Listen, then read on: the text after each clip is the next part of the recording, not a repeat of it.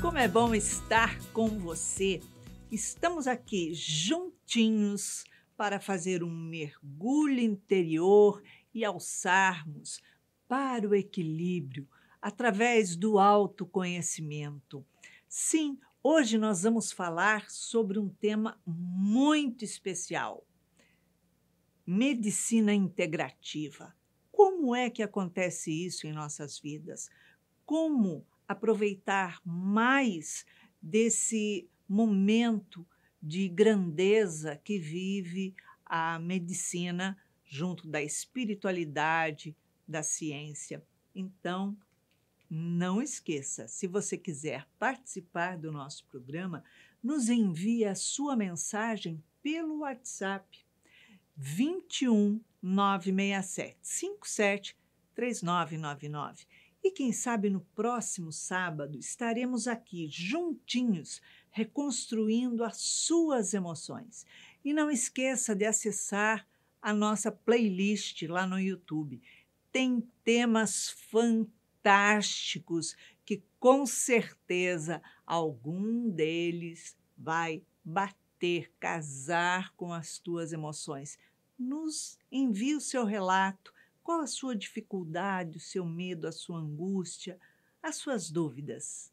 E comente, compartilhe para que mais pessoas possam interiorizar esses assuntos, esses temas que nos trazem tanto alento aos nossos corações. É isso. Hoje nós estamos aqui com um convidado muito querido, muito especial para falar sobre uma história que mexe com a gente, que é o Dr. Marcos Santos. Ele é geriatra e é também diretor do setor de oncologia da Rede D'Or, no Rio de Janeiro. Seja bem-vindo ao Reconstruindo Emoções. Obrigado, Marcos. Iraci. Boa noite para todo mundo. Espero que a gente tenha um bom bate-papo hoje. A história que vamos relatar hoje é de Georgina Albuquerque. Ela tem 78 anos, mora na cidade de Piracicaba, interior de São Paulo, se formou em medicina aos 25 anos e aos 28 anos ela deixou a medicina e se afastou completamente. Ela diz que para ela foi muito difícil acompanhar os pacientes dentro de uma medicina fria, distante, que não tinha aproximação nem com os pacientes, nem com os familiares.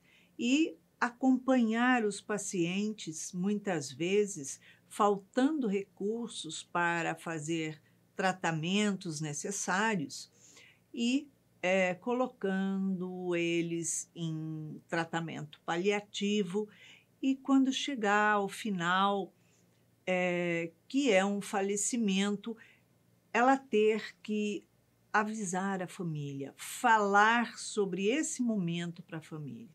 Ela diz que era uma dor inconcebível, que doía muito mais, provavelmente, que os próprios familiares. E ela diz que, por esse motivo, ela se afastou, pela frieza com que a medicina trata os pacientes e os familiares, porque ela dizia que não podia se envolver emocionalmente com os pacientes. E ela morria de dó de ver a pessoa, no momento de fragilidade, de sofreguidão, estar passando essa travessia. E ela diz assim, que hoje ela está muitos anos afastada e completamente desatualizada da medicina e não tem condições físicas e nem emocionais para voltar para a medicina, mas que ela diz que ela observa que está tendo um outro movimento chamado medicina integrativa, que os médicos estão se aproximando mais dos pacientes e dos familiares. E ela diz que aquele preconceito de espiritualidade com medicina parece que está se diluindo, que está havendo uma compreensão maior, que está havendo uma aceitação, um respeito com relação a isso. E ela diz: será que eu vou viver o suficiente para ver os meus filhos quando um dia, se precisarem de um hospital, de um tratamento, de haver essa compreensão, essa solidariedade, né? Essa aproximação de paciente e médico? É complicado, né? Muito complicado, Iraci. A gente tem estamos falando de 50 anos atrás, né? Então, se a gente olhar num contexto daquela época, a medicina era muito racional, totalmente racional. Prevalência de homens, né, menos mulheres. Hoje, graças a Deus, é o contrário. A gente tem muito mais mulher sendo médica do que homem. E muito pautado nos recursos que tinham naquela época, que não são os que a gente tem hoje. A gente está falando de 50 anos, mas em 50 anos a medicina evoluiu absurdamente, né? A notícia boa é que a gente, sim, tem um movimento de medicina integrativa que vem se desenvolvendo mais fortemente nos últimos 5 anos. Se a gente lembrar um pouquinho do Pat Adams, que foi um filme famoso, mas é um personagem real, eu acho que muito dali começou-se a ter esse olhar de cuidado diferente para o paciente, junto com os recursos que foram melhorando, então a gente começou a ter esse tipo de aproximação. Mas me chamou muito a atenção de elas trabalhar só 5 anos, né? A gente perdeu 50 anos de uma profissional que podia estar fazendo um excelente trabalho. Né? Ela se achava humana demais, né? Exatamente, exatamente. Mas as escolas de medicina não ensinam isso para os alunos de medicina. Não preparam o médico para ser humano, digamos assim. Eles preparam para poder ser um executor de um processo do cuidado do paciente. Acabou. Então, é o que está no livro e a gente vai atender. Algumas iniciativas, algumas faculdades já têm uma cadeia voltada para isso, principalmente aquelas que têm mais tendência a uma visão da psicologia, isso acaba ajudando bastante. Ou quando o aluno gosta dessa área, também acaba se aprofundando um pouco, mas não é a realidade de todas as faculdades, né? E a gente tem diferentes públicos, né? Naquela época, quando a gente pensa, era um público praticamente que trabalhava em sistema público, tinha pouca coisa privada, e hoje a gente tem bastante coisa privada, então isso também, as pessoas demandam mais de qualidade. Isso ajudou neste movimento de melhor acolhimento. Não só na atenção, mas na hotelaria, em outras coisas, em serviço que as instituições têm que prestar atenção. Dentro da área, dentro da sua área, que é oncologia, a gente sabe que é uma área que o paciente fica bastante fragilizado emocionalmente, né? Está havendo uma aproximação maior, um relacionamento diferente entre paciente, médico, médico, familiares, porque digamos assim, há uns 10, 20 anos atrás, quando um paciente era diagnosticado com qualquer espécie de câncer, ele estava se sentindo já recebendo o cartão vermelho, ó, você já está sendo excluído da vida, já está com passagem de volta, né? Verdade. E hoje a gente sabe que a medicina, a tecnologia expandiu muito, né? Progrediu muito, mas e essa proximidade, esse acolhimento, digamos assim, como é que está funcionando isso hoje? Não, vem evoluindo bastante bem, assim. Hoje é primordial que a gente envolva muito o paciente, acolha bem o paciente e a família para que o tratamento saia melhor, da melhor maneira possível. Tem um trabalho que saiu ano passado que ele fala que os pacientes que têm um monitoramento, um acompanhamento mais próximo, um relacionamento não só técnico, mas um relacionamento mais próximo de cuidado, de todos os sintomas, os sinais ou das angústias, ele tem uma sobrevida de mais ou menos mais 5 meses para aqueles casos que são mais graves. Olha, que interessante. Em comparado com aqueles que não têm nenhum tipo de acompanhamento. Então, a gente já entende que dar uma atenção especial para esses pacientes já aumenta a sobrevida desse doente, porque pequenas coisas a gente consegue ajustar, até na questão da psique do paciente, daquilo que ele acredita, da interação com a família, acho que tudo isso ajuda muito. A gente tem também todo esse movimento de integração de medicina integrativa, que passam por várias coisas, ele é multidisciplinar, ele não é só do médico, ele passa por psicólogo, por fisioterapeuta, pela terapia ocupacional, pela própria nutrição. Então, a parte administrativa tem todo um conjunto, né? Além de práticas que a gente coloca como yoga, meditação, Olha, que coisas desse tipo, interessante. atividades em grupo para trocar experiência, que às vezes a dúvida de um é a experiência do outro, então essa convivência ajuda bastante. Então, hoje as Olha. clínicas já fazem encontro com familiares e pacientes, fazem algumas práticas de yoga, práticas de meditação, atividades externas para os pacientes, alguns grupos que estimulam a prática de esporte, por exemplo, lá onde eu trabalho, a gente faz um patrocínio para um grupo de remada que são só mulheres que tiveram câncer de mama. E Olha elas só que... competem naquela remada canoa havaiana, né? Então, Ah, ela tem uma competição a cada 3 meses. é E aquele isso, rápido, eu não, né? eu não tenho condição física de fazer aquilo. Para você ver como o câncer ele é tratável hoje em dia e a pessoa pode voltar para uma atividade até mais normal do que a gente tem hoje em dia. E aí, em outubro, elas são representantes importantes, que elas fazem uma coisa que chama remada rosa. Tudo isso ajuda no Olha, bem-estar, que na sobrevida, na bacana. melhora. Outra coisa é que toda a tecnologia que veio ajuda, tem vários medicamentos novos que ajudam, os métodos diagnósticos ajudam, assim, absurdamente, principalmente quando é feito de maneira precoce, e a gente consegue tratar esse paciente antes e acompanhar ele de uma maneira multidisciplinar anteriormente. Nutrição, fisioterapia, terapia ocupacional, a própria parte de educação física, tudo isso ajuda. A gente trabalha muito essa questão do mindfulness, que é a questão de meditação, autocuidado, essas coisas todas que ajudam muito até na aceitação do tratamento e na melhoria do tratamento. Até de coisas como aquelas toucas para resfriamento, para diminuir a queda capilar, enfim, tratamento de acompanhamento Olha que psicológico. Tem interessante, eu não bastante sabia coisa que que a gente... tinha isso. Isso é muito importante, Sim, porque uma das coisas no tratamento, né, de quem tem câncer é a queda de cabelo, e isso é uma coisa que marca, muito, impressiona, né, muito, que muito. realmente mexe com a autoestima mesmo, Bastante, né, da pessoa. bastante. Então, tendo já todo esse apoio, faz com que a pessoa se sinta, eu acho que mais pertencente, né, à sociedade, como uma outra doença qualquer que não tem diferenciação. A ideia é essa, né? É tratar o câncer como se fosse uma doença crônica. Claro, levando em conta a consideração toda a gravidade que a doença pode trazer, Sim, nível de tempo de diagnóstico e algum outro tipo que é mais agressivo.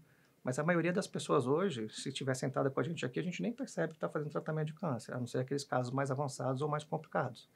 Então pode estar sentado alguém aqui que está tratando câncer e para a gente está completamente ninguém inserido na sabe. sociedade. Inserido na sociedade. Para as mulheres, as perucas hoje em dia evoluíram bastante de qualidade.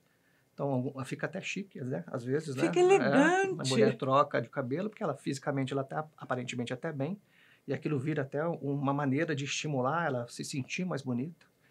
E tem algumas instituições, como o Zen Câncer, que é uma instituição que fala sobre tudo isso que a gente está falando de medicina integrativa e do autocuidado, que faz vários eventos de uma maneira gratuita para que as pessoas se insiram nesse tipo e troquem Olha. experiências, entendam que o câncer ele é combatível, né? A gente tem Uhum. coisas para fazer para que poder tratar, como eu disse, como uma doença crônica, fazer um acompanhamento e cuidar disso de uma maneira tranquila. Quando um paciente, por exemplo, ele está num tratamento que está vendo que, olha, não está tendo mais recurso, conforme a Georgina disse, não está tendo mais recurso para tratar esse paciente. Então, ele está entrando aí no paliativo. Como é essa interação com o paciente? Assim, Porque você não vai dizer assim: olha só, seja o que Deus quiser. a gente hoje em dia a gente não faz mais isso, né? Tipo não tem mais o que fazer, né? Que mesmo não havendo tratamento para aquele paciente, a gente tem condições de tratar os sintomas e melhorar a condição de vida da pessoa, até que ela possa chegar ao evento final da vida dela, né? Sim. Porque são coisas que a gente não consegue tratar, mas há recursos que controlam isso. Então, quando a gente falava em medicina paliativa antigamente, parecia que a pessoa já ia lá para um cantinho do hospital ficar esperando morrer. Já bota no último quarto, o quarto do fundo, e fica Exatamente, esperando. coloca um soro lá e espera a pessoa. Hoje em dia, a medicina paliativa ela é uma medicina muito mais de atenção primária, do cuidado, do bem-estar do paciente, e a gente está falando de controle de dor, está falando de atendimento psicológico, a gente está falando de boa nutrição, nutrição específica para aquele tipo de câncer que a pessoa tem, para ela não se sentir enjoada, não ter problema de... Então, assim, tudo isso hoje a gente consegue manusear para esse tipo de paciente para dar o máximo conforto. E, claro, trabalhar muito espiritualidade, acho que isso não é porque a gente está falando aqui, mas isso é tratado em várias conversas, quando a pessoa dá essa abertura, independente da religião da pessoa. Nossa, isso né? é muito importante. A gente estimula que isso seja feito, porque, querendo ou não, haverá uma passagem, a família precisa estar envolvida nisso, porque isso é um evento que impacta a família inteira. Total. Né? E um trabalho psicológico, né? Porque tem uma questão de aceitação, tem uma questão de dificuldade, tem questão de coisas que a pessoa precisa resolver. Hoje em dia, a gente tem até algumas iniciativas para que a pessoa se prepare para que a família fique organizada no pós-morte. Então, orientações jurídicas, essas coisas todas que são relacionadas a espólio familiar, enfim, questões de doações, enfim, toda uma questão que a gente tem alguns mecanismos para poder até ajudar, para que a pessoa saiba que no pós tudo vai continuar ocorrendo também. Porque isso, às vezes, na maioria das vezes que a pessoa sabe que ela vai morrer, que ela sentiu, recebeu esse diagnóstico, agora estamos no momento que os recursos estão findados, vamos trabalhar só para o seu bem-estar, o máximo que a gente puder.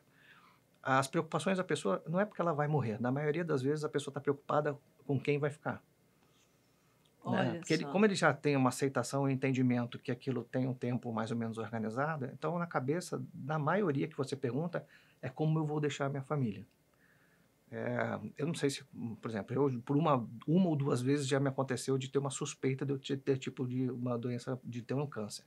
A primeira coisa que vem na cabeça é o que eu vou fazer com meus filhos, o que eu vou fazer com a minha esposa, como eu vou comunicar isso com meus pais. Então, você fica... Vem essa sensação meio esquisita. A gente para de pensar na gente, porque né, a impressão que dá é que a gente vai seguir para um caminho que não vai ter jeito, né? E a gente começa a pensar um pouco mais nos outros. E quando a gente passa essa fase e vê que não é nada, a gente vê que nossa vida acaba até mudando. A gente começa até a valorizar coisas que a gente não via. Então, tem um outro instituto que chama Instituto Hope, né? H-O-P-E, que eles realizam sonhos de pacientes que estão em final de vida. Então, a pessoa, às vezes, mora 50 anos com um companheiro ou com a companheira e não se casou. Então, eles ajudam a fazer um casamento. Tudo com doação, tudo doação. Olha só. A pessoa gostaria de visitar a praia, entendeu? Aí ajuda a dar um jeito de levar a pessoa na praia. Quer conhecer um artista, dá um jeito de... Porque eles começam a realizar pequenos sonhos, porque a pessoa começa a ter outro tipo de visão, outro tipo de coisa. Né? As prioridades mudam completamente. Né? Então, acaba ser coisas que são realizáveis, mesmo e com as criança. Pessoas, os pacientes, nesse caso, eles se sentem gratificados, acolhidos, tipo assim, tudo vai ficar bem, mas eu sei que eu estou partindo, mas vai ficar bem comigo também? Assim, o olhar das pessoas quando a gente faz esse tipo de ação, esse muito pontual, quando uma coisa, eu vou dar um exemplo de uma moça que a gente fez um casamento no ano passado lá no Quinta Dó, no hospital que eu estava diretor ano passado, ela faleceu no dia seguinte. Ela fez um casamento, acho que 2 dias depois do falecimento. Foi depois, acho que 2 dias depois do casamento. Fizemos uma festa maravilhosa, tudo doação, tal. Foi capelão lá do INCA fazer o casamento, um evento lindo, né? Aí o rosto, as fotos da moça, mesmo que você olhando que ela fisicamente, mas o olhar dela era de uma gratidão imensa, era de uma gratidão assim incontestável, porque ela estava realizando uma coisa que ela jamais ia achar. Ela achava que ia fazer a passagem sem ter esse prazer de poder ter oficialmente se casado. Então, a gratidão é muito no toque, no olhar, no tipo de palavra que as pessoas falam, assim, você vê que é uma gratidão muito grande. Quando a pessoa é mais espiritualizada ainda, aí você vê que isso vai para um outro nível, né? Porque a pessoa, além de estar entendendo que ela vai passar para um outro ambiente onde ela vai poder se ajudar, se evoluir ou rever tudo que ela precisava, ela começa a olhar muito pelos outros também, começa a dar conselho para os outros. Então, às vezes a palavra é tão positiva que às vezes dá até vergonha da gente quando vai conversar. Os nossos problemas são tão pequenos em relação ao que a pessoa tem, e a pessoa está tão positiva que te faz pensar. por várias vezes você está com problema do seu dia a dia, daí você senta para conversar com uma pessoa dessa, ela te põe tanta positividade, mesmo sabendo que ela vai fazer a passagem, e te põe tanta positividade, você fala, gente, como é que eu, que estou bem, com um probleminha desse aqui, posso Tô estar me reclamando com uma queixando, pessoa que me está, né, debatendo. daqui a pouco não vai estar aqui com a gente, porque provavelmente já sabe que vai estar num lugar melhor, né? Então, a gratidão é muito grande. E quando você estimula muito, quando tem lugares dentro das instituições que falam sobre esse assunto e estimulam isso, nossa, é maravilhoso, porque as pessoas usufruem bastante. Bem E interessante.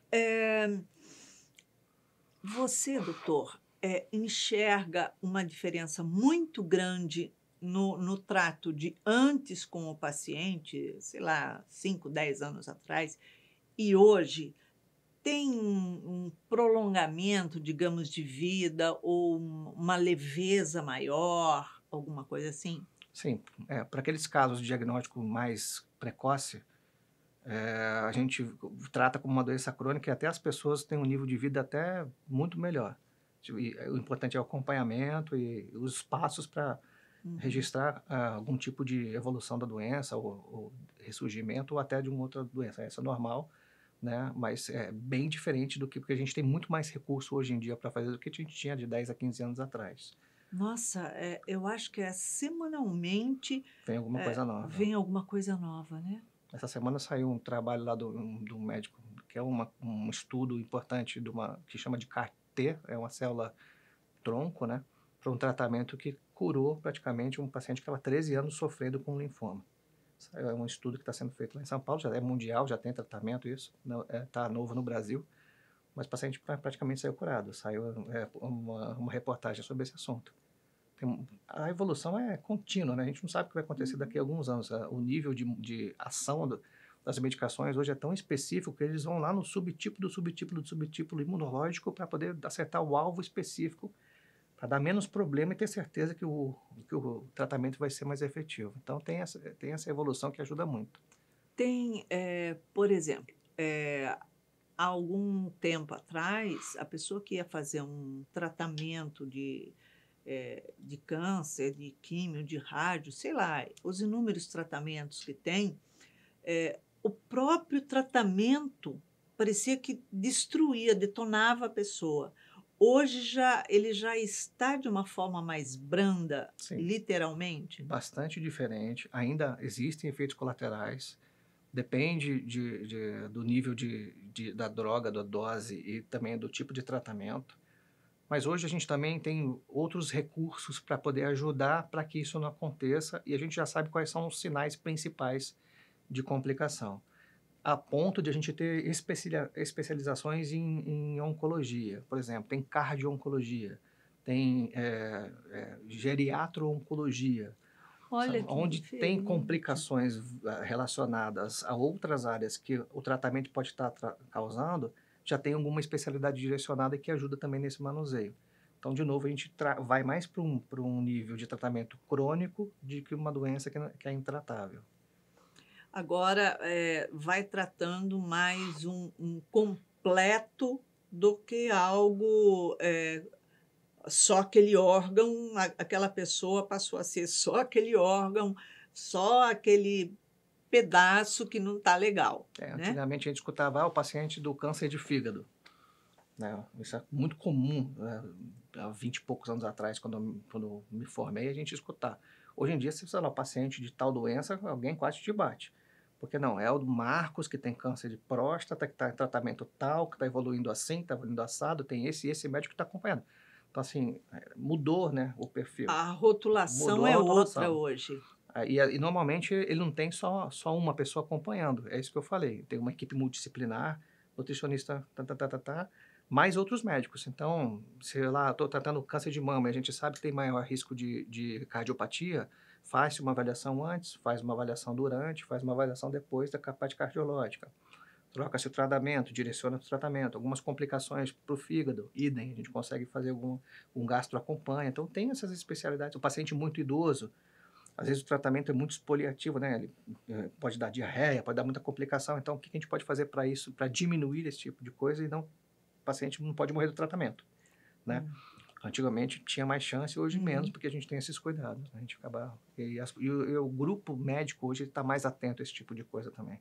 Até porque os recursos são maiores, né? São. E acabam ajudando. Hoje em dia, ainda é necessário buscar esses tratamentos fora do país? Porque teve, inclusive, uma época que, não vou tratar aqui, eu vou lá não sei onde, vou nos Estados Unidos, vou lá.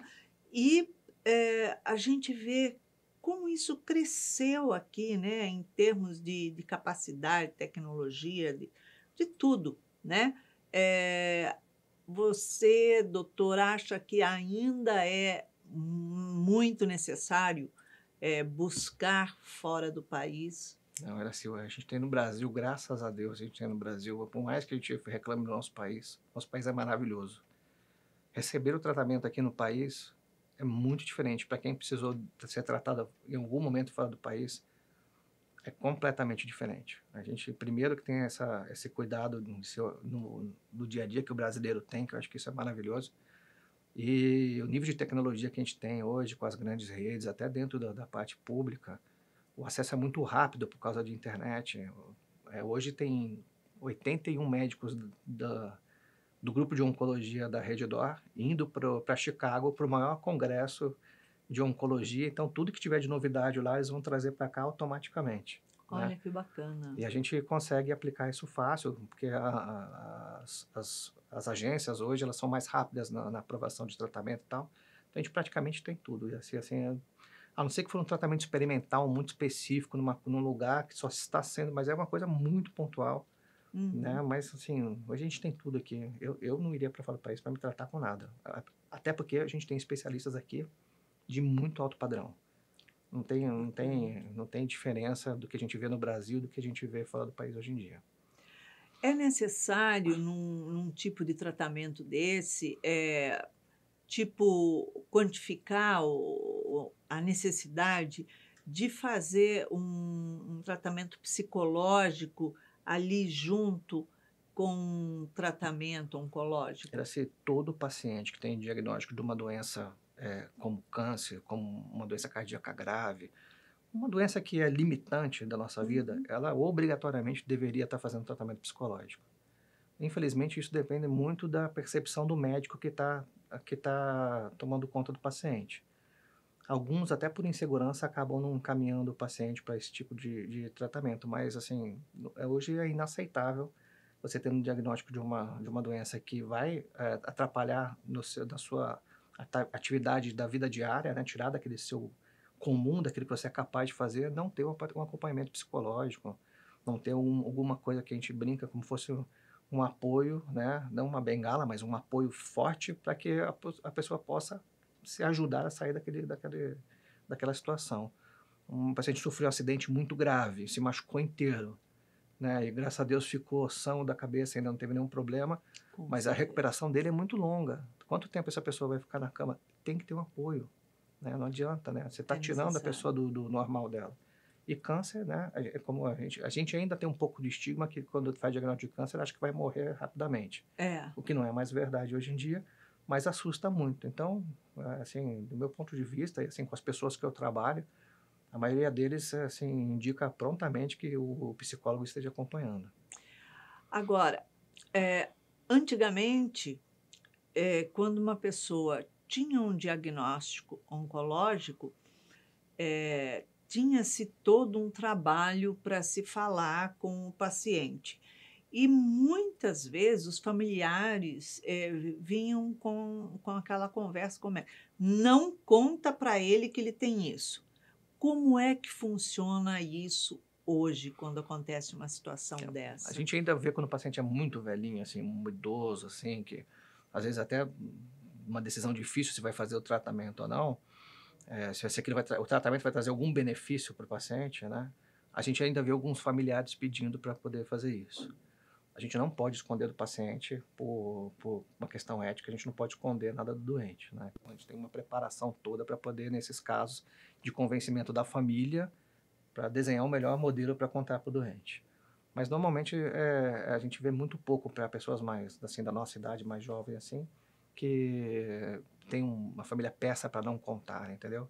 E mesmo quando tem assim, a pessoa tem alguma doença, depressivo, já tem outras coisas, a gente até usa dos outros profissionais, então vamos chamar o psiquiatra junto, vamos chamar o clínico junto, vamos fazer a oncologia especificamente tem muito isso, né, eles já chamam a série de reuniões de avaliação para comunicação para o paciente da melhor maneira possível. Então, além do oncologista, outros profissionais vão junto ao paciente para poder ajudar naquela comunicação para que aquilo seja mais fluido, né? Quando a pessoa vai no oncologista, ela já sabe que não, né? Hoje em dia, né? Porque antes você ia num clínico, né? E aí o Se é clínico num que dava... clínico geral, é clínico geral, lá é uma coisa, Aí ele né? acabava dando a notícia e depois você ia para o oncologista lá, para o oncologista fazer uma receita de bolo para ver se ajudava. Hoje em dia a pessoa vai no oncologista, às vezes até para pegar uma segunda opinião. Apareceu uma imagem de uma mama lá, uma calcificação simples, que não é nada, né? Só para acompanhamento, mas a pessoa fica e vai no oncologista para poder saber se então tirou um pouco desse medo aí do oncologista ser só aquele médico que vai tratar o caminho para uma coisa muito grave. E essa união, digamos, da medicina com a espiritualidade. A gente sabe que nos hospitais hoje, inclusive o próprio Seja Barra trabalha em alguns hospitais aplicando passe e tudo. Isso já tem em São Paulo, em vários hospitais, hospitais públicos, hospitais espíritas e hospitais que não são espíritas, nada mais que tem essa atuação de voluntários aplicando passe. Tem uma diferenciação? Vocês percebem no paciente que recebe isso ou não? Como é que funciona isso? Percebemos, né? Tem vários hospitais que realmente fazem isso. Em Minas também tem um trabalho importante sendo feito agora, até vai ser publicado em relação a isso. Agora me esqueci o nome do hospital, mas tem um impacto muito positivo. Ainda se lembra que o hospital, no passado, era para acolher pessoas que estavam doentes, né? Se a gente for ver lá atrás, quando Paulo de Tarso começou a fazer as primeiras incursões, criar as pequenas igrejas, era para acolher as pessoas que estavam doentes. Né? E Sim. de alguma forma a cura era feita ali por algum um tipo de espiritualidade, de alguma ajuda divina. E daí vieram os hóspices, que eram onde mais para frente, né, com a evolução, onde as freiras ou os frades ou os padres tomavam conta também das pessoas que estavam doentes, porque ninguém queria tomar conta ou porque não tinha recurso. E aí viraram os hospitais. Então a gente está fazendo um caminho inverso, eu vejo agora, com os recursos que a gente aprendeu com a medicina. Então naquela época, tudo que a gente dava, né, dependia da fé, do cuidado e do amor que as pessoas davam. Hoje em dia a gente tem um monte de recurso e a gente vê que a espiritualidade está voltando para dentro das instituições, porque o impacto é muito positivo. E não é porque eu sou espírita hoje que eu vejo dessa maneira, é porque a gente entende isso, que até no momento da morte, esse tipo de incursão é importante até para essa virada de passagem das pessoas, não só para a cura, mas também para o conforto, para a aceitação, para essa toda coisa. Então, assim, não tem como a gente trabalhar isso separado hoje em dia, e claramente, onde tem esse tipo de atendimento, de acolhimento, com certeza é muito melhor, assim, é palpável. E agora a gente consegue medir isso, né? Então, alguns hospitais acabam tendo algumas publicações. Tem pós-graduação sobre medicina e espiritualidade hoje em dia. Sim. Então, assim, é muita coisa vem se desenvolvendo. Tem profissionais que só estudam isso, né? Não só médicos, mas com outros tipos de profissionais, mas com impacto muito positivo. Agora, antigamente, ou talvez não tão antigamente assim, quando o paciente ia para uma consulta tal, o médico não podia falar de religião, não podia falar de espiritualidade, não podia orientar o paciente, olha, procura uma religião, não sei o quê. Como é que está isso hoje e como é que é a reação do paciente quando um médico faz uma abordagem desse tipo? Eu tenho um viés muito grande, né, Iraci, porque eu sempre falo para meus pacientes para eles procurarem fazer alguma coisa dentro da religião que eles têm mais conforto para fazer, então eu tenho um viés grande. A reação para mim é sempre boa, né? Eu não me lembro de alguma vez ter falado alguma coisa e algum paciente falar para mim, não acredito em Deus, não sei o que lá. Algum até já falou, eu sou ateu. Aí eu brinco, ateu, graças a Deus, aí a pessoa ri, né? Eu falo, mas é importante você procurar alguma coisa, que isso para você, tal, autoconhecimento e tal. Então vai. Antigamente, acho que o médico também, como eu disse, não aprende na faculdade e a faculdade transforma o médico numa pessoa, com um mecanismo muito de racionalidade. Então ele acaba se afastando um pouco da espiritualidade. Eu estou dizendo o que aconteceu comigo. Eu, durante um tempo, eu era católico, frequentava a igreja e tal. Quando eu entrei na faculdade, eu praticamente me foquei no que eu tinha. Eu tenho que cuidar das pessoas, mas minha missão está aqui. E larguei a mão, até eu parar aqui de novo. Né? E mudou completamente a minha vida. Então, acho que o médico ele fica um pouco ainda desconfortável, porque ele não tem muitos ainda mais velhos ainda não têm esse conhecimento. Mas os mais jovens que já estão acostumados, participam, leem, então acho que eles se sentem mais confortáveis. E o brasileiro, ele aceita bem isso, porque o brasileiro, ele é tudo, né? Tem Deus, Jesus e depois tudo embaixo onde ele vai buscar ajuda sempre, né? Então a gente tem um pouco de conforto dentro da nossa entrevista médica, a gente pergunta qual é a religião, que isso é que importante. bacana, Então, isso é importante. isso é orientado que a gente faça, né? Para a gente até poder ajudar, até por algumas coisas. Tem religião que a gente não pode fazer transfusão. Sim. E aí tem umas questões legais, eu não vou entrar nesse assunto que é mais longo, mas então a gente é obrigado até a saber que tipo de religião que tem por uma segurança de tratamento. Isso também facilita a gente ter alguma abordagem quando o médico já é sensível a isso, a falar. Mas acho que a maioria dos médicos hoje tem conforto com esse tipo de coisa. Claro, tem sempre aqueles muito racionais, muito voltado à parte científica e tal, mas no final, como eu brinquei, né, são todos ateus, mas graças a Deus eles conseguem trabalhar, né? Doutor Marcos, como que a família, no caso, a família do médico, vê esse olhar do familiar, do profissional, né, do médico, com olhar dentro da espiritualidade? A família do médico ou a família do paciente? Do médico. Eu, de novo, eu sou suspeito para falar, porque dentro da minha casa, desde a minha mãe até minha esposa, sempre me incentivaram muito a trabalhar a espiritualidade. E pelo que eu vejo no círculo das pessoas que eu convivo, tal, a maioria deles conduz isso muito bem e acham que isso é um ponto importante para o equilíbrio do médico. Porque a gente trabalha com uma dor, né? A gente trabalha com sofrimento, Com né? A gente dor o trabalha com tempo dificuldade. inteiro, né? Até para quem cuida só de gestação, a gestação pode ter complicação, que é um momento, né, de felicidade, mas pode ter complicação, pode se perder um bebê. Então, tem momentos muito pesados. Essa troca de energia, a gente acaba ou não sendo meio que uma esponja ali no dia a dia, né?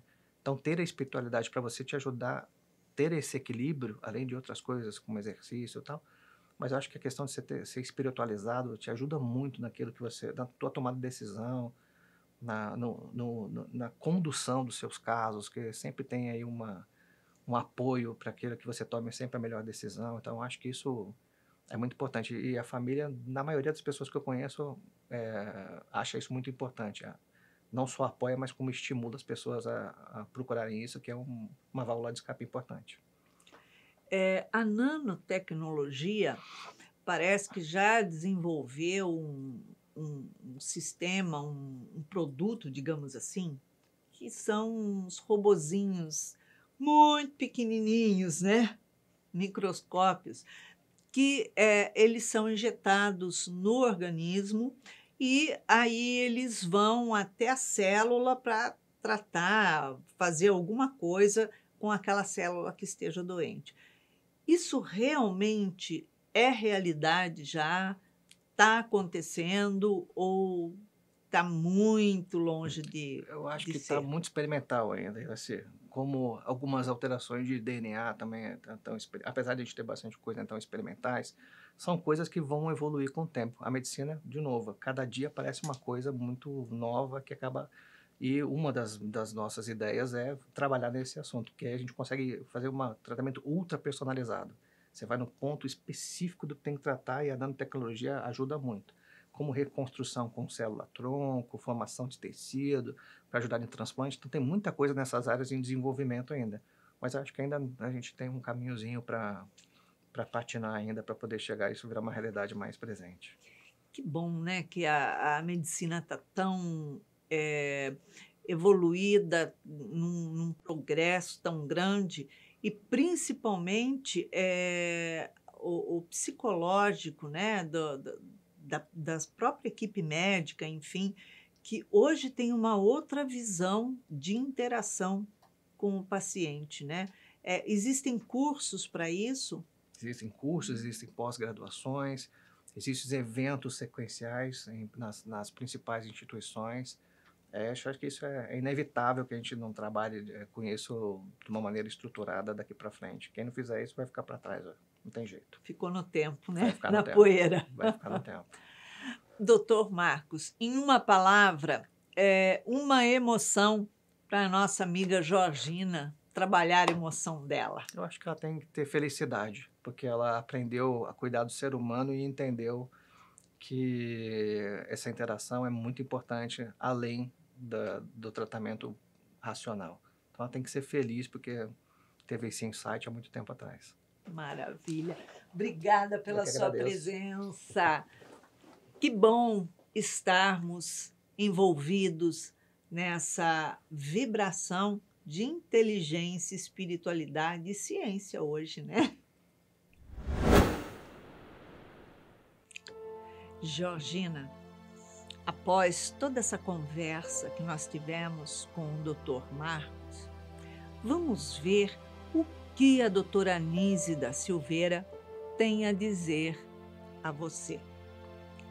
Ela diz assim: por mais que o indivíduo pareça estar feliz, no íntimo existem os medos, os sentimentos ocultos que estão transitoriamente adormecidos, tais como preocupação com a família, medo de perder alguém, medo da morte, preocupações financeiras, instabilidade de emprego, insegurança no trânsito e outras mais.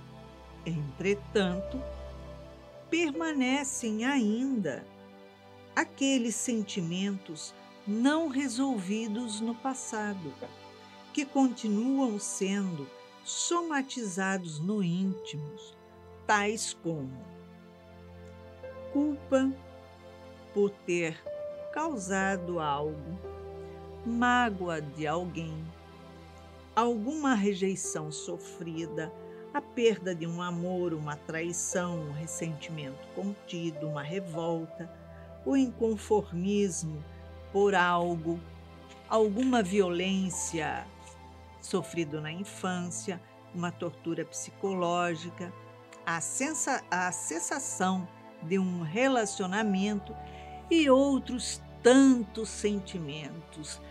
Então, ela diz que, em verdade, nós carregamos dentro de nós tantas coisas, tantas inseguranças, tantas fragilidades do momento atual, dos nossos enfrentamentos do cotidiano, que não levamos em consideração que, além de tudo isso, ainda carregamos essa bagagem que nós trazemos de outras encarnações e de outros momentos, até quando estávamos dentro do útero da nossa mãe.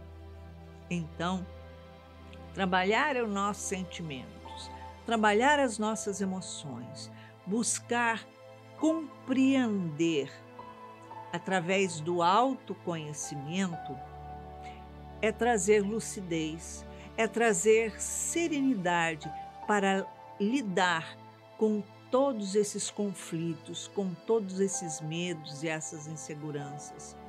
Quando nós sabemos quem nós somos, nós temos autoconhecimento, sabemos reconhecer exatamente quem somos, não nos afligimos tanto, não entramos em desespero. Nós temos maior serenidade, maior equilíbrio para poder conduzir a nossa vida. Então, não são os movimentos conflitantes da vida que que conduzem a mim, mas sou eu que conduzo a minha vida, mesmo tendo momentos difíceis. E isso tudo faz uma diferença enorme na nossa vida, porque nós somos mais diretos, mais certeiros nas escolhas que temos que fazer. Então é isso. Se você quiser participar do nosso programa, nos envie a sua mensagem contando o que está acontecendo com você, quais os seus conflitos, os seus medos, as suas inseguranças, as suas insatisfações. Nos envie pelo WhatsApp 21 967 573999. E quem sabe no próximo sábado, às 19 horas, aqui na TV Mundo Maior, estaremos juntinhos, reconstruindo as suas emoções. E para que você tenha uma semana de muita paz, muita alegria, muitas emoções equilibradas e reconstruídas, deixamos aqui beijinho super carinhoso para você. Muita paz.